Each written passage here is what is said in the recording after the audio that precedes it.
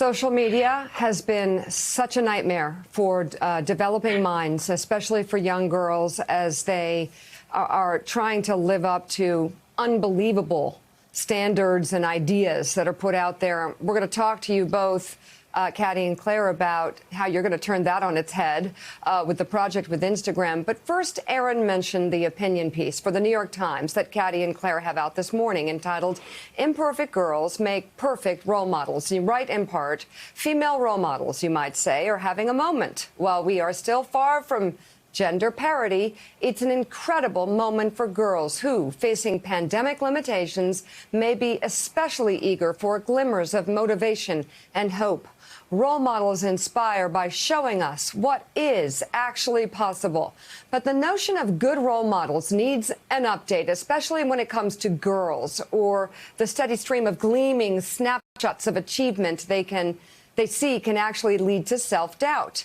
In addition to role models, our extensive work on girls and confidence has found that what girls could really use are work-in-progress models. And I totally get it, Claire. I mean, you know what? We're always a work in progress, and yet there's this idea of perfection. And my God, if Instagram and everything else out there that they're on doesn't feed into that in a very negative way.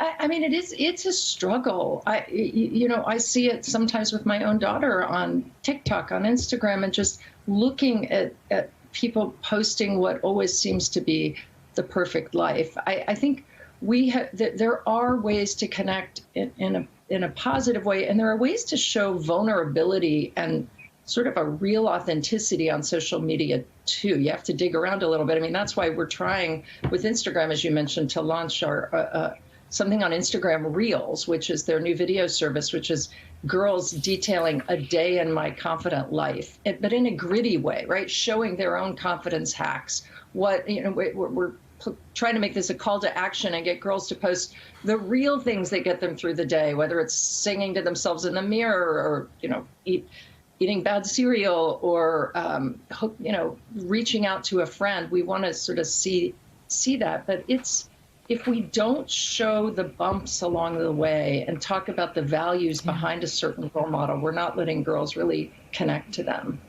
Caddy, as you and I have discussed over the years, I have a daughter who is right in the wheelhouse for these books and has kind of grown up with them from that 8 to 14 range we're talking about and is excited to read this latest one. I'm interested, though, the other side of it, which you guys also talk and write about, from the parents.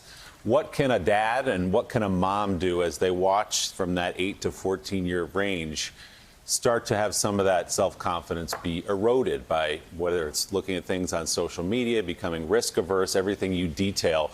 What should I be doing? What should a mother be doing to help a daughter through that time?